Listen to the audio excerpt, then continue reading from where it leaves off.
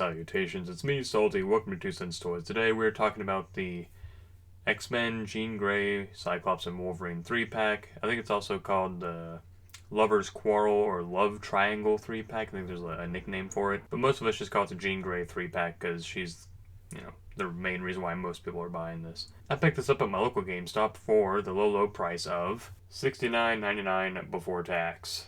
Woof. Yes, I already had it pre-ordered it at Hasbro Pulse, but Hasbro Pulse said they were going to start shipping in December, and my inside guy at GameStop let me know that they were going to get these on the 25th of October, so I canceled my pre-order, and I pre-ordered it there and got it early. Well, early, because I think Hasbro Pulse is starting to ship theirs out now. Regardless, let's take a look at this awesome packaging, which if you're familiar or you've seen my Polaris and Havoc 2-pack video, it's the same kind of box art, the same overall aesthetic and feel. You see we get this giant X-Men logo here from the cartoon. I love it. Silhouetted X-Men symbols, who they are. It's interesting that they have Wolverine, Jean Grey, and then Marvel's Cyclops. I mean, Marvel's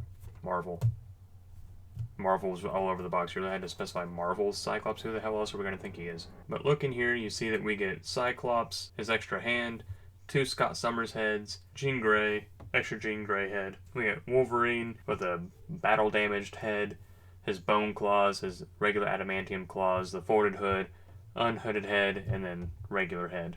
It seems like these guys got a whole lot of accessories and Jean Grey just gets a head. I mean, there's a whole spot right here where they could have put those hand effects that we've got a million times for her, but I don't make these decisions. On the top of the box, you see we get a nice X-Men symbol with other silhouetted X-Men symbols. On the side of the box, you see that we get these awesome X-Men trading cards that we got like Havoc and Polaris. I love this stuff. Other side of the box, same thing. On the back of the box here, you see we get the same awesome Marvel trading cards that were like with Havoc and Polaris. Jean Grey, Wolverine, and Cyclops. They put Marvel Cyclops here too. And here. Whatever, Hasbro. We get the statistics, which is super cool. We get their first appearances like Uncanny X-Men 1963. And still behind there, you get the silhouetted trading cards for like Rogue, Jean Grey, Colossus, Gambit. It's awesome. I really love the packaging that they're doing on this. On the bottom of the box, no one gives a shit. Now that we've gone over box art, let's go ahead and get them out of the packaging. We'll go over some paint apps, we'll go over articulation, what else comes with them in detail, and I'm excited. Alright, so here's the 3 of them out of the packaging, and right off the bat, there's already an issue. Hasbro, if you're going to put statistics on the back of the box, like height, weight, and all that, maybe you should adjust your figures accordingly, because Cyclops is 6'3", and Jean Grey is only 5'6", and yet, they're basically the same height. So small little mix-up there. The height difference between Wolverine and Cyclops is a little bit better, even though Wolverine's only 5'3", so he should be at least an inch taller than Wolverine, but it is what it is, I suppose. They're getting better, instead of having them all be the same height, I guess, but still. Before we go over articulation and any other gripes that I have, let's go over what else is in the box. For Jean Grey, we get an extra head with a ponytail, which the sculpt is really good on this. The paint apps are they're pretty solid, honestly, other than the ears, which you can tell were molded in blue and painted flesh. The eyes are straight, the makeup's good, the lipstick isn't smeared, the lines around the face mask are pretty solid, except up here there's just the tiniest little bit of bleeding up here at the forehead. The wash over the hair is really nice. The sculpt on it's really good. You can see there's a lot of, it's red, but there's a lot of subtle browns and kind of darker spots. I really like this head sculpt. For Cyclops, we got the optic blast hand, same mold, same one that we got with the other Cyclops, just this one's in yellow, just a hinge. Mine's very loose though, but simple hinge mechanism that we're used to. Scott Summers head number 1 with non-removable glasses, they're just molded on there. The paint's really good on it, but the paint on the face, there's not a whole lot of detail. It's just kind of molded, and they left it at that. Sculpt on the hair is really nice. Not a whole lot of washing, but it's good enough. And then what I call the casual Scott Summers head. The glasses on this one aren't as good. You can see here that we got some gapping between the stem of the glasses and his hair. Same on this side. The sideburn just kind of stops when the glasses start. But this one has eyebrows, which is a nice touch. I got some mist paint here on the glasses, but nothing really to write home about. Slightly different hair color and a different sculpt to the hair.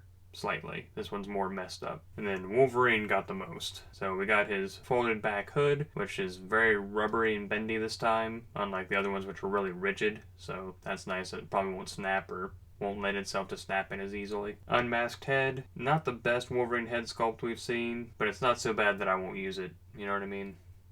Other Wolverine head sculpt, but it's identical to the Apocalypse Wave Wolverine, just a different color. And then 2 gloves with claws, the same flimsy, little claws that we're used to. Did not come with regular hands, so both sets of hands have claws, but you know, we can just pop these out. So, not a big deal. Which of course brings us to the figures, and we'll just work our way left to right. So we'll start with Wolverine. So it's the same Wolverine that we got in the Apocalypse Wave. Here's a little side-by-side for you.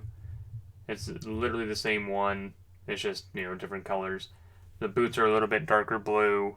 The gloves are darker. We don't have the metallic sheen on the shoulder pads. The red belt is a little bit brighter. It's actually yellow instead of this kind of yellow-orange. And then, you know, same head sculpt that I showed you. This is the damaged, quote-unquote, damaged head sculpt. And the stripes here on the side are painted thicker instead of, you know, individual stripes of the tiger stripe Wolverine. Flesh tone's a little bit darker, I guess, to simulate arm hair on this version. Other than those little nuance differences, mostly with paint, it's the same figure. Let's go over articulation. Head only looks up that far, buries the chin, tiny amount of tilt, side to side, shoulder spins 360, butterfly joint goes back, forward, shoulder comes up to just under 90, bicep swivel, double jointed elbows come up at a 90, wrist swivel, wrist pivot, ab crunches forward, leans back, waist swivel, kicks forward past 90, kicks back quite a bit, kicks out at a 45, thigh swivel, double jointed knees come up that far, boot swivel, ankle goes back, forward, and ankle rocker. Now, other than this new head sculpt, the primary difference, of course, is the bone claws, which are a lot sturdier and firmer than the flimsy metal claws. I like the look of them a little bit more, and they're also longer. So, I'm debating what claws I'll display this Wolverine with, just given that he's yellow instead of orange. This is probably going to be my primary Wolverine, just because that's the X-Men team I'm most familiar with. And that brings us to Jean Grey. Just to get my gripes out of the way, you know, the female body mold for these Marvel Legends, I wish that we could get double jointed elbows. I know they did that with the Quantum Suit female body, I believe, but just something. I've got some gap in here down at the thigh, and I've got some paint issues here. And the blue on the right here on her torso or on her chest doesn't quite match the one on her stomach, but it's close enough that, you know, if you're not really looking for it, you won't notice it. Then I got whatever this is down here on her butt. I guess that's her upper thigh. I don't know what this is. I guess glue, maybe. I don't know, but it's on there. And I got some missed paint apps, some down here on the small of her back that you can't really see because my fingers covered it up, and then some back here, but not enough, and it's on the back of the figure, so I'm not really going to notice it. But she can't really look up because of her hair, buries the chin. We get a lot of shifting up here, a lot of tilt. She looks side to side. This is what she looks like with the other head sculpt with a ponytail, just that way you have a reference. She can look inhumanly up with it. She can bury her chin, but then the ponytail looks a little weird, and she gets a really good amount of tilt with it as well.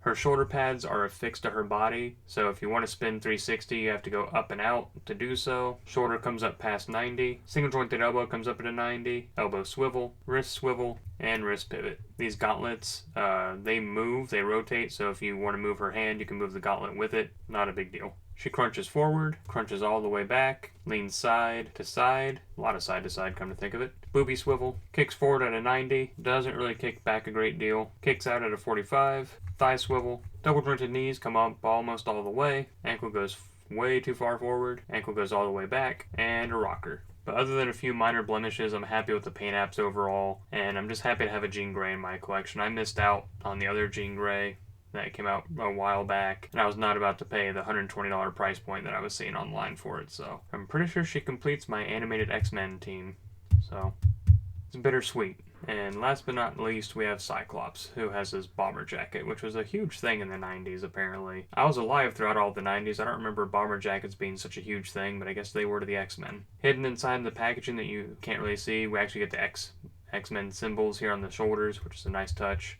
I believe this This might be the Old Man Logan jacket. I'm not 100% sure. I don't know if this was an original sculpt to that figure, or if they'd used it before, but I'm pretty sure that's where this comes from. He suffers from the same thing that Havoc and a lot of other figures suffer from. These are floating, so they love to fall down. Come to expect it at this point. Let's go over articulation. Even with the jacket, he can look all the way up. He can quite literally bury his chin into his chest. Really good amount of tilt, side to side, just so you can get an idea what he looks like with the Scott Summers heads. He gets the same range of motion with his head that he does with his regular one. This jacket is a lot more rubbery than the Old Man Logan jacket. Feels a lot more like silicone, so it really has a lot of give to it. But the shoulder spins 360, comes up at a 90, bicep swivel. Single deep cutted elbow comes up at a 90, wrist swivel, wrist pivot. He has an ab crunch. He can crunch forward, crunch back. And just like with the Warlock Wave Cyclops, you can undo this bandolier thing that he's got to add more motion if you want. Swivel, kicks forward at a 90, kicks back quite a bit, kicks out at a 45, thigh swivel, double jointed knees come up that far, got a boot swivel, ankle goes forward, all the way back, and rocker. Compared to the Warlock Wave Cyclops, you can see that it's mostly just paint. This is identical body,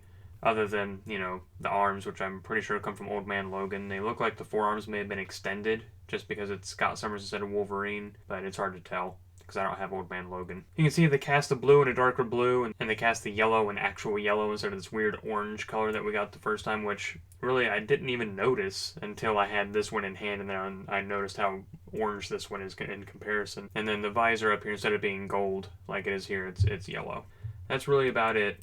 Otherwise, these are the same identical figure. So there you have it, folks. That's the Jean Grey Lover's Triangle, Lover's Quarrel 3-pack, or whatever you feel like calling it. And that completes my X-Men team from the animated series. I'd like to get a morph, personally, but we'll see if that ever happens. If you've seen this 3-pack and you're thinking about getting it, if you don't have the Wolverine, the Cyclops, or the Jean Grey, go ahead and pick it up, because Jean Grey or Cyclops on their own, you're going to look at around $70, $65 just for that figure by itself anyway, so may as well pick them all up. That's really all I got for today. I'm kind of taken aback that my X-Men team is completed. Didn't really think I'd ever really get a chance to do that without spending a whole bunch of money. But anyway, if you like this review or you like these figures, then like, comment, share, subscribe. If you don't, let me know right down in the comments. We'll have a discussion about it. And until next time, thanks for stopping by. I'm Salty, signing off.